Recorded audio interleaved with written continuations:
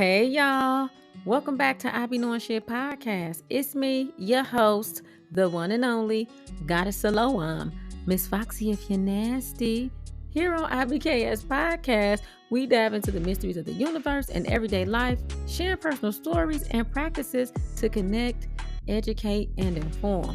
Get ready for mind-expanding, thought-provoking conversations and enlightening insights. And we're going to have a time up in here. So take a deep breath, center yourself, and let's dive into this week's episode. I said we'd get into numerology, and here we are. Finally. Whoop, whoop.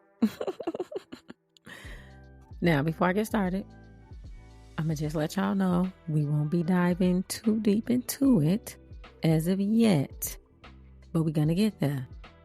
I want to keep giving y'all a variety of topics, but I also want to make sure I spin the block on things we already talked about. So this won't be the first or last episode about numerology. And this episode is actually not only about numerology. I don't know if you can tell by the title, The Three Wise Men. It's about numerology, astrology, and tarot. And it's just basically the basics before we get into it. So if you like to take notes, whether physically you write them down or notes in your memory bank, do as you will. And this won't be a super long episode. And also this is actually airing on Monday, but it's Sunday episode, in case y'all get confused. So let's get to it. Numerology is an ancient practice dating back to the Greek philosopher Pythagoras. It explores the mystical and magical significance of numbers and their influence on our behaviors, human life, and events. Numerology, astrology, and tarot are the three wise men, in my opinion. Now, the root of numerology involves assigning numerical values to letters in words, names, and phrases. For instance, it's like, what do you call that? What do you call that type of, they use it in the army. I can't think of it. Y'all know what I mean. For instance, the G in my name will be transformed into the number 7. Because it's the 7th letter in the alphabet, and so on and so forth. And it's the same with other words and phrases. Now, this alphanumeric system allows numerologists to derive meaningful interpretations of these numerical values. The most common numerological practice involves calculating a person's life path number. One of my favorite things to do, by the way, y'all can make note of this, or you can Google it later. But your life path number is determined by adding up the digits of your birth date until a single digit or master number is reached. For example, if your birthday is June 5th, 1992, that would be 06 plus 05 plus 1 plus 9 plus 9 plus 2. That equals 32. We have to break that down into 3 plus 2, which equals 5. And 5 will be your life path number. Now, if you look up what your life path number is, I promise you, it can tell you some things about yourself. And you would be like, damn, this is so on point. Wow. And if you're not amazed, I don't know. Maybe it's not for you. Maybe you're not open enough yet. I don't know. Okay. The one reason people who share the same zodiac sign can differ in certain areas is because your life path number might be different. Numerology and astrology are so much deeper than just your birthday and your sun sign. I'm telling y'all, it gets deep. Master numbers in numerology are numbers that are considered to be more powerful than other numbers like 1, 2, 3, 4, 5, etc. The master numbers are 11, 22, 33, 44, 55, 66, 77, 88, 99. One 1, 2, 3, 4, 5, 6, 7, 8, 9, 10, 11, 12. Where'd that come from, y'all? If you don't know, you might be a little too young. You might be a little too young. So you will find master numbers in numerology charts in the following placements: your core numbers, which includes your life path number and your birthday number. Any number derived from your name, like expression number, personality number, soul urge number, which we will get into all this eventually on a different episode. We just going to talk about the basics right now. And they can also appear in period cycles, pinnacle cycles, and essence cycles. Now, y'all can write all of this down and look it up yourselves, but also, like I said, we'll discuss it in a future episode. Now, the energies that master numbers contain are amplified and intensified.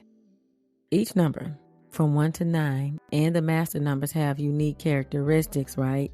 And traits associated with them, okay? For instance, the number 1 is associated with leadership, ambition, and independence, while the number 2 signifies diplomacy, cooperation, and partnership. Master numbers can carry a higher vibration and potential for spiritual growth and enlightenment. So you might want to find out what your life path number is. Numerology can offer insights into personality traits, life paths, and even predict future events. Now look, you ain't got to believe me. Believe me or not. But that won't make a difference. And that won't make it less truer than true. Okay? Research astrologists and philosophers who use astrology to predict the future and even natural disasters. This is something that you can look up yourself. You don't gotta take my word for it, but y'all know I be doing shit, and that's why I'm here. Now, for those of you who are Christians, I'm not sure if y'all know this or not, but the 3 wise men in the Bible were astrologers. And they use numerology and other forms of divination to predict things, to travel, and to find baby Jesus. Can I get a witness? Amen. Matthew 2, verse 1 through 12. Look it up. By understanding the vibrational essence of numbers, you can gain a deeper understanding of your personal strengths, challenges, and your life purpose. Can you dig it? Can you dig it? We can dig it. Despite its popularity and proof of being an accurate source when used correctly, a lot of people still don't believe in it.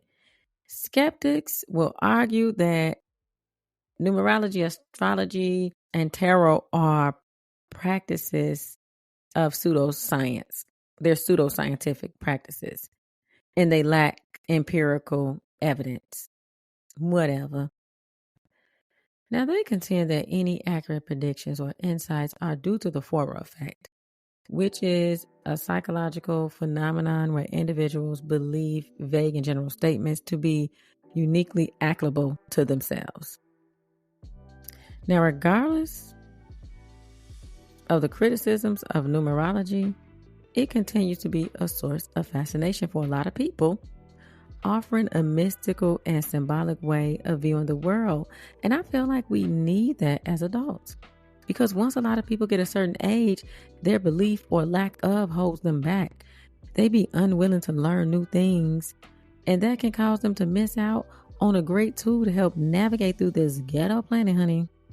Whether one views it as a legitimate study or a curious pseudoscience, ain't no denying the allure of numerology's promise to reveal the hidden truths of the universe through the simple power of numbers. Like, come on now. How can you not be a little bit curious? Now, let's break down the differences of numerology, astrology, and tarot. Numerology, astrology, and tarot are all ancient practices that offer different lenses to gain greater self-understanding and clarity. They are all interconnected in many ways and often used together to provide a more comprehensive perspective, okay? That's why I said they're the three wise men. Astrology is the study of stars' influence on human affairs, business, life, decisions. It's the alignment of celestial bodies at the time of your birth. It's believed to have a lasting impact on your personality, relationship, and life events. Now, numerology, on the other hand, is the study of numbers in names and birth dates, as I said previously. This is what I was talking about at the beginning of the episode. Each digit holds a unique vibration and energy which shapes the course of your life. Numerology and astrology work by translating the vibrations that exist in the cosmos into symbols found on Earth. They are tools that we need to use. If you haven't given it a try, just give it a try. Give it a chance. Now, as far as tarot, it involves interpreting a deck of cards. Each deck is full of symbolism and archetypal imagery. Tarot readers help individuals explore the past, present, and future, offering insights into spiritual and emotional. Honey, how was I finna pronounce that? Ain't no R in emotional. Emotional journeys is what I was trying to say. The tarot is actually cyclical, so each ending also signifies a new beginning, which can be represented by the Ouroboros, which, of course, I love. If you don't know what the Ouroboros is, look that up. Google it. It's spelled Ouroboros. And it's also a symbol that is representative of Scorpio, my favorite zodiac sign, of course. Now, these cosmic practices contribute to the shaping of personal narratives by providing a framework of self-reflection, understanding, and empowerment. Now, astrology really unveils the cosmic blueprint. Numerology deciphers the coded messages, and tarot reveals hidden truths. The three wise men, baby. Together, they form a holistic approach to self-discovery, offering individual and unique perspective on their life's journey. If you want a unique perspective on your life journey, you need to get a numerology chart, a birth chart, and a tarot reading. It won't hurt none. How can you not want to know about these gifts? Come on now. These are the real jewels on earth. More valuable than diamonds, if you want to be for real, in my opinion. Now, while skeptics may question the validity of these ancient arts, for many, including myself, the insights gained from astrology, numerology, and tarot offer a sense of purpose and direction. They really do. They really do give you a sense of purpose and direction if that's what you need. Whether you're seeking guidance in times of uncertainty or simply exploring the depths of your being. These practices have a lasting impact on the stories we tell ourselves and the paths we choose to follow. Because people have asked me about this many times, and I brought it up in conversations, I want to touch on this before I end this episode. People want to know, is there a way numerology, astrology, or tarot can assist in winning the lottery or any type of gambling? And the flat out answer is yes. But it also depends on things that are in your numerology chart. It depends on your life path. It depends on decisions you have made in the past that have led up to this time in your life. But the short answer is yes. Numerology can help you understand what days, times,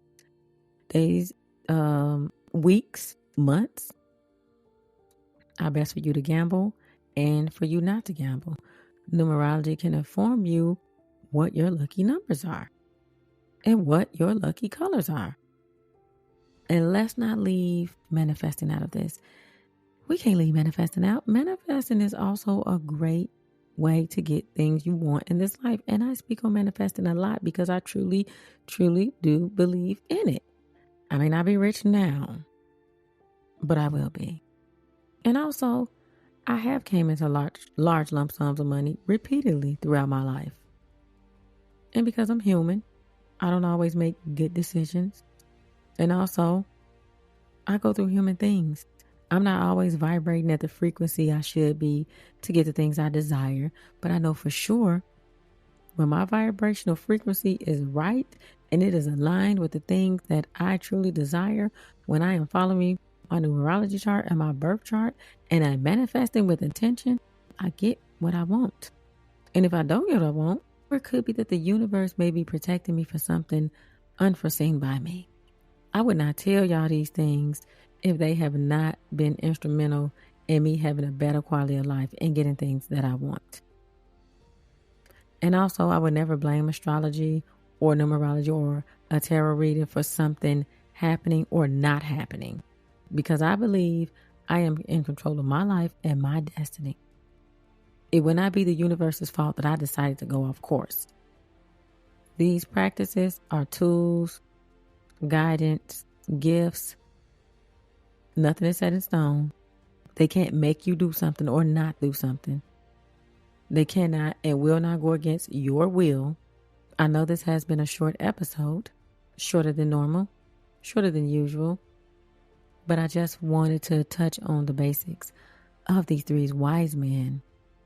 So join me next week, or it could be sometime this week. I think I'll drop another episode. It'll be a midweek episode about these three wise men, and we'll discuss more details. We'll get more into the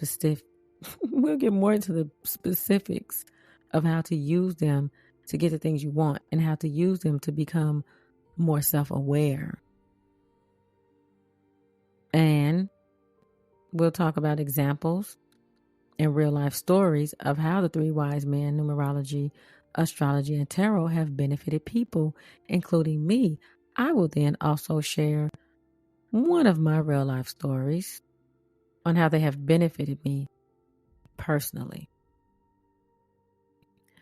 If you haven't already, don't forget to follow me on IG at I Be Knowing Shit. Follow me on TikTok at I Be Knowing Shit. Follow me on Facebook at Goddess Siloam. And please don't forget to like, share, and download this episode.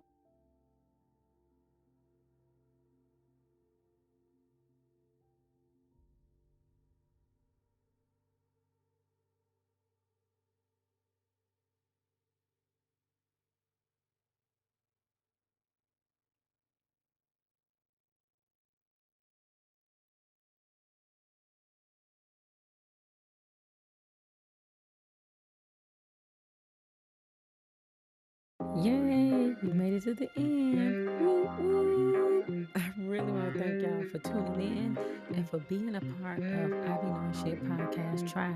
I really hope you enjoyed this episode. I certainly hope there was something useful you took away from it. Don't pass up the opportunity to let me know what you think by leaving a rating and review on the podcast platform you're listening from. And be sure to subscribe because you don't want to miss a beat. You can always download this and any other episode and listen to it at a later time. For more content, join me on TikTok, IG, and YouTube at I Be Knowing Shit. So, before I let you go, honey, did you know that you can leave me a voice note? All you gotta do is go to Spotify Podcast, click on I Be Knowing Shit profile, and hit message to send a voice note. There you can let me know what you think about the show, give your input, and leave suggestions for future topics. That's it. We meet again next week. Y'all come back now, you hear?